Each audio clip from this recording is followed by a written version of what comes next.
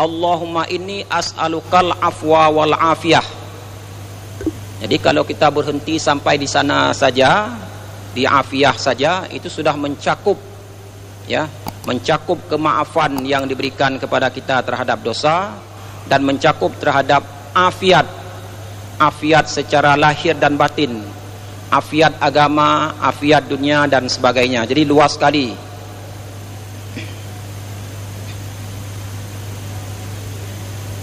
Sehingga oleh Ibnu Umar dalam sebuah hadis yang diriwayatkan oleh Abu Daud, ya, Ibnu Umar menceritakan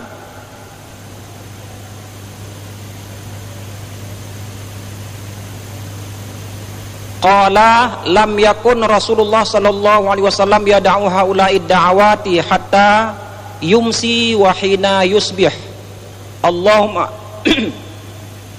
Allahumma inni as'aluka al-afiyata fid dunya wal akhirah.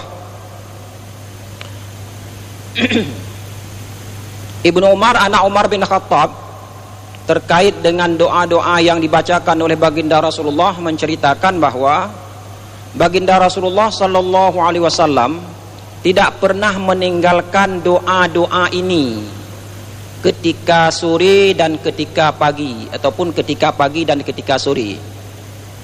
Apa doa yang dibacakan oleh Rasulullah sallallahu alaihi wasallam? Allahumma inni as'alukal afiyata fid dunya wal akhirah.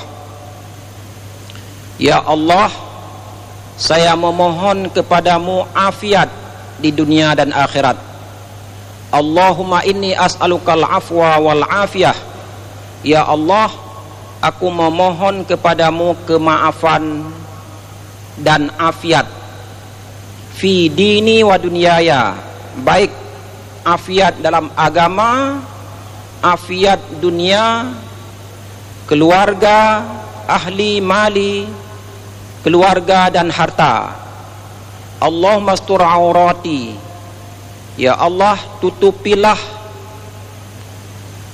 aibku, hal-hal yang memalukan aku. Wa amin rawati, dan amankanlah ketakutanku. Allahumma hfadni min baini yadayya. Ini kita ulang yang sudah kita sampaikan kemarin itu. Jadi setelah baginda Rasulullah sallallahu alaihi wasallam memohon kepada Allah agar diberikan kemaafan dan afiat di dunia dan di akhirat, lalu pada bahagian akhir hadis baginda Rasulullah memohon kepada Allah Subhanahu wa taala supaya beliau dilindungi dari berbagai perkara, dari berbagai bala dan mara bahaya. Allahumma hfadni min baini yadayya wa min khalfi. Ya Allah, peliharalah saya dari hadapan saya dan dari belakang saya. Wa ayyamini wa an shimali, dan dari kanan saya dan dari kiri saya. Wa min fawqi, dan bahaya yang datang dari atas. Wa a'udzu bi'azamatika an uqtala min tahti, dan saya memohon kepadamu ya Allah dengan keagunganmu dari mara bahaya yang datang dari arah bawah. Jadi jamaah sekalian, ini salah satu doa yang cukup mencakup untuk kita dipelihara oleh Allah Subhanahu wa taala dari berbagai arah. Jadi setelah keselamatan, setelah kemaafan dan keselamatan yang diberikan kepada kita, lalu kita mohon kepada Allah supaya kita dilindungi dari berbagai arah, bukan saja arah depan, belakang, kanan dan kiri, juga arah atas dan dari arah bawah. Sehingga dengan demikian kita seolah-olah telah menyerahkan diri kita sepenuhnya kepada Allah supaya kita dipelihara oleh Allah Subhanahu wa taala. Ini resep-resep kesehatan dan keselamatan yang diajarkan oleh baginda Rasulullah sallallahu alaihi wasallam, terutama dalam musim-musim penyakit seperti sekarang ini, yang sangat tepat untuk kita sering mengulang-ulang doa-doa tersebut. Kemudian juga ada hadis dari Abdurrahman ibnu Abi Bakrah annahu qala li abih. Abdurrahman bin Abi Bakrah, dia berkata kepada bapaknya, Ya abati inni asma'uka tad'u kulla ghadatin, wahai bapakku, saya sesungguhnya saya mendengar engkau membaca setiap sore, Allahumma afini fi badani, Allahumma afini fi sam'i, Allahumma afini fi basari, la ilaha illa anta. Jadi Abu Bakrah berkata kepada bapaknya, wahai ayahku, mengapa saya sering sekali mendengar engkau membaca doa pagi dan sore, engkau senantiasa membaca doa Allahumma afini fi badani, ya Allah berikanlah kesehatan pada badanku. Kemudian Allahumma afini fi sam'i, ya Allah berilah kesehatan pada pendengaranku. Allahumma afini fi basari, dan berikanlah kesehatan pada pandanganku. La ilaha illa anta. Mengapa wahai ayah, ayah sering sekali membaca doa-doa ini baik di pagi hari ataupun di sore hari? Apa jawab ayahnya? Itu dibaca tu'iduha salasan hina tusbih wa salasan hina tumsi. Jadi diulang-ulang bacaan doa ini oleh ayah Abu Bakrah ini, diulang-ulang sampai 3 kali, bukan 1 kali saja, 3 kali. Pagi 3 kali, sore 3 kali. Kenapa wahai ayah selalu membaca doa-doa tersebut? Ayahnya menjawab, faqala inni sami'tu Rasulullah sallallahu alaihi wasallam yad'u bihinna fa ana uhibbu an astanna bi sunnatihi. Ayahnya menjawab, sesungguhnya saya mendengar Rasulullah sallallahu alaihi wasallam membacakan doa dengan ucapan-ucapan tersebut ataupun membacakan doa-doa tersebut. Fa ana uhibbu an astanna bi sunnatih, sementara saya senang untuk mengikuti sunnah-sunnah beliau. Jadi karena doa-doa itu sering sekali dibaca oleh baginda Rasulullah, maka saya juga membacanya karena saya ingin mengikuti sunnah yang telah ditetapkan oleh baginda Rasulullah sallallahu alaihi wasallam.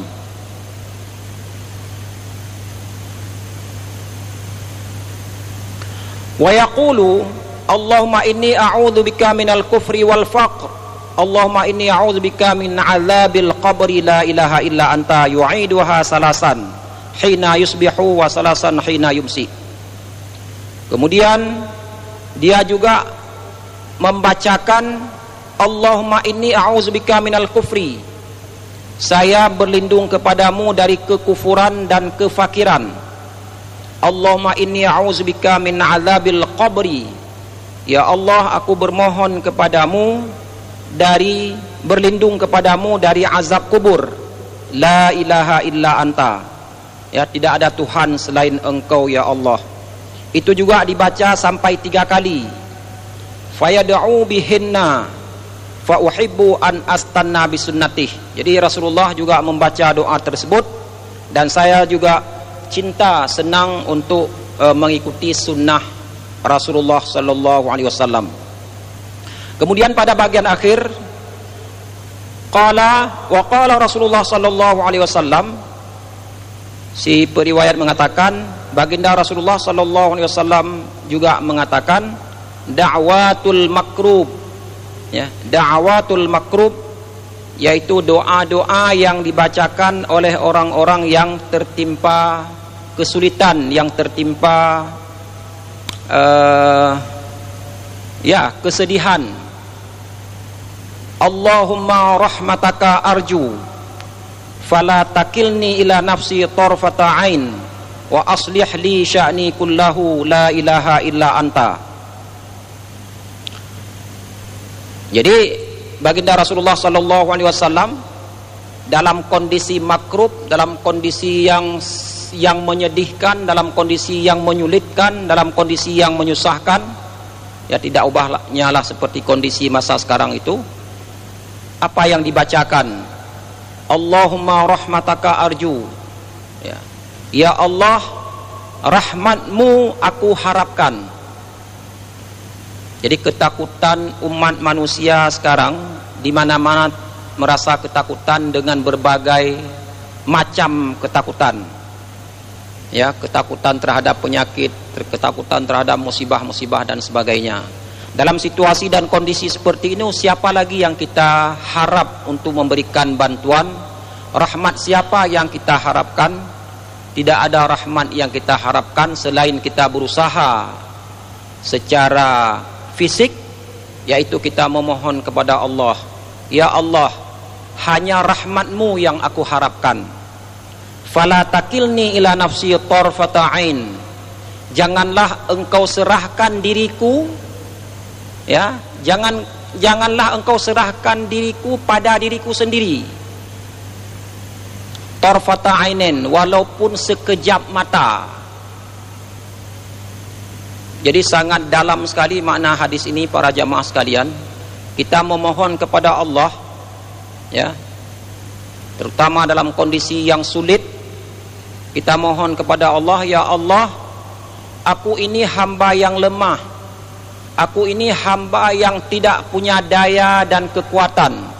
Oleh karena itu janganlah engkau biarkan aku sendiri, ya Allah, dalam keadaan terjepit, dalam keadaan susah. Jangan biarkan aku sendiri, ya Allah, walaupun sekejap mata. Nah, ini para jamaah sekalian, bagus sekali kita ulang-ulang. Jangan engkau biarkan aku sendiri, ya Allah, walaupun sekejap mata. Wa aslih li sya'ni kullahu, dan perbaikilah keadaanku seluruhnya. Diterjemahkan oleh para ulama, ya Allah, jangan engkau serahkan urusanku pada diriku, karena aku tidak mampu mengurus urusanku. Wa aslihli, perbaikilah segala sya'ni kullahu, segala urusanku. Perbaiki hidupku, perbaiki hubunganku dengan keluargaku, perbaiki hubunganku dengan sesama umat manusia.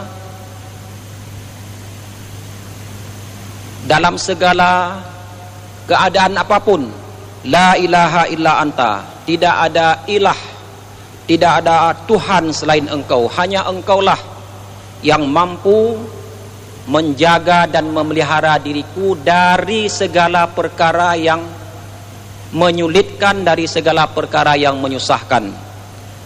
Jadi bukan sekedar cuma kita mohon kepada Allah dijaga dalam kondisi persoalan-persoalan yang besar atau yang kecil, tapi dalam segala hal, ya, bukan kita mohon kepada Allah hanya dijaga kita dalam situasi dan kondisi tertentu, tapi juga kita mohon kepada Allah supaya kita dijaga dalam setiap waktu, dalam setiap hal, ya.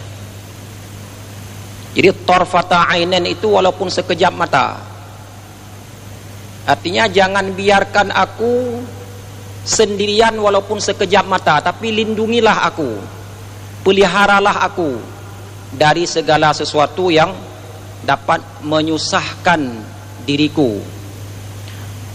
La ilaha illa anta, tidak ada ilah, tidak ada Tuhan selain engkau yang bisa memberikan perlindungan kepadaku, ya Allah. Kemudian mungkin timbul pertanyaan kepada kita, wa dzakara sam'a wal basara ba'dal badan. Tadi di atas disebutkan Allah berlindung, dalam hadis yang baru saja kita bacakan, Allah berlindung dari 3 perkara, atau bukan berlindung, Allah memohon afiat pada 3 perkara. Yang pertama, kita mohon kepada Allah semoga diberikan afiat pada badan kita. Allahumma afini fi badani, ya Allah berikanlah afiat pada badanku. Kemudian Allahumma afini fi sam'i, berikanlah afiat pada pendengaranku.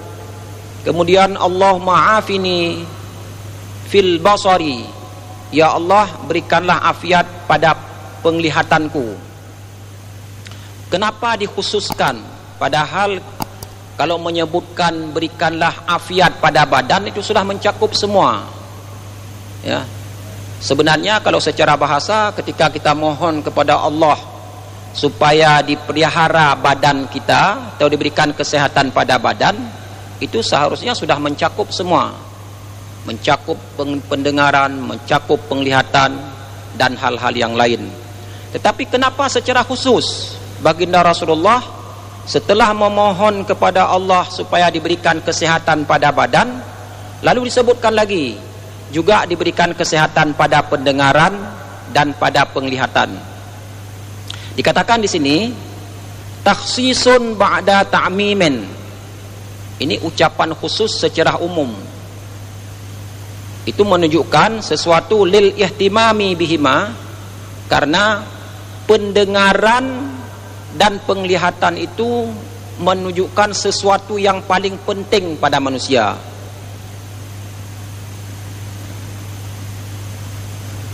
Padahal kalau tidak disebutkan sudah termasuk pada kesehatan pada badan. Tapi Rasulullah juga mengkhususkan dua anggota badan lain, yaitu pendengaran dan penglihatan. Itu menunjukkan bahwa pendengaran dan penglihatan dua perkara yang paling penting bagi manusia di dalam hidup ini. Ya, kalau misalnya kita bisa melihat, diberikan penjelasan oleh para ulama, kita sehat mata tapi tidak sehat pendengaran. Itu hanya yang kita lihat hanya di depan. Yang bisa kita indra dengan mata hanya sesuatu yang bisa dilihat.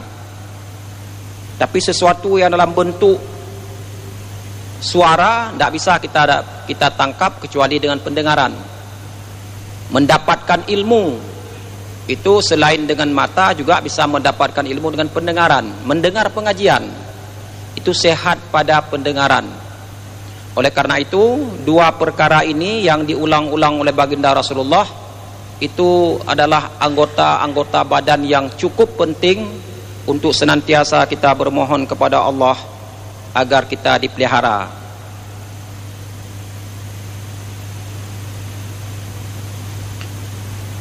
Au yuqalu inna sam'a wal basara laisa minal badan. Atau ada yang mengatakan bahwa pendengaran dan mata itu tidak termasuk bahagian badan. Bal huma quwwatani muwadda'atani fil badan. Tetapi keduanya, mata dan telinga itu, ya, telinga dan mata itu dua kekuatan, dua nikmat yang diberikan oleh Allah yang dititipkan kepada kita, yaitu yang dititipkan pada badan kita. Wa inna ma quddima sam'u li anna naf'ahu yazidu ala naf'il basar. Hanya saja didahulukan menyebutkan telinga karena manfaat telinga itu lebih banyak daripada manfaat penglihatan. Jadi kalau kita lihat, sehat telinga jauh lebih penting daripada sehat mata. Jadi oleh karena itu Rasulullah mendahulukan mendoakan kesehatan pada telinga, baru kemudian kesehatan pada mata. Jamaah yang dimuliakan Allah Subhanahu wa taala,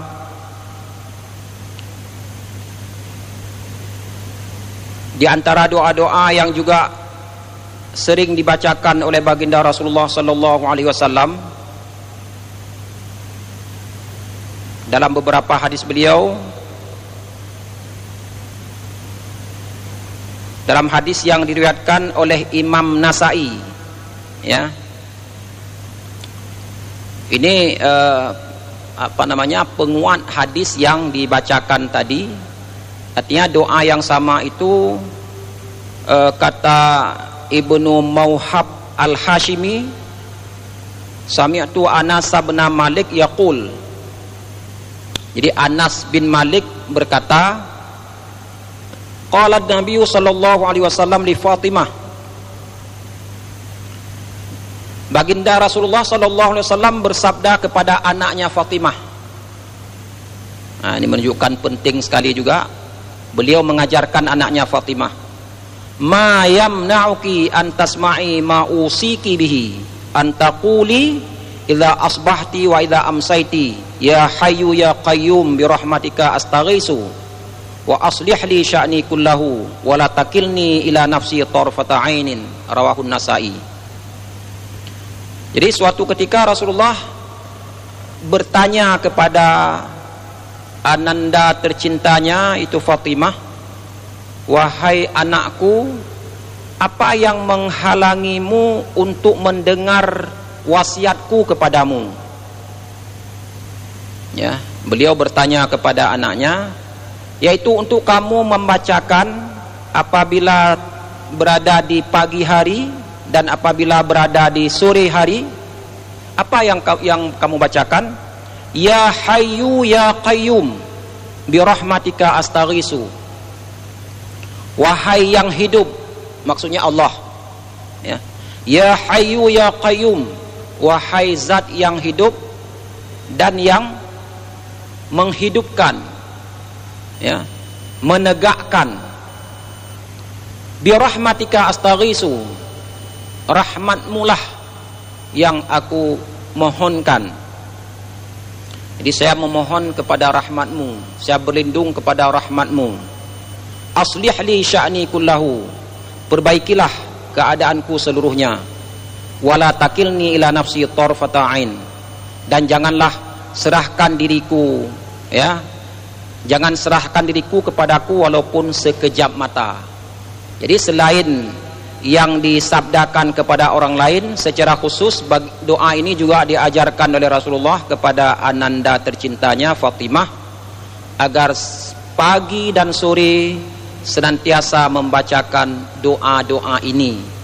Apa yang bisa kita ambil pelajaran di sini, para jamaah sekalian, bahwa Rasulullah sallallahu alaihi wasallam selalu menjaga kesehatan.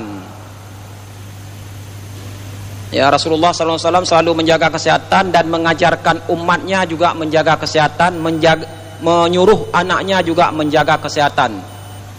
Ya, dipelihara dari berbagai penyakit, dipelihara dari berbagai cobaan dan lain sebagainya, supaya hidup ini bisa hidup dengan baik, aman dan tentram, dapat beribadah kepada Allah Subhanahu wa taala.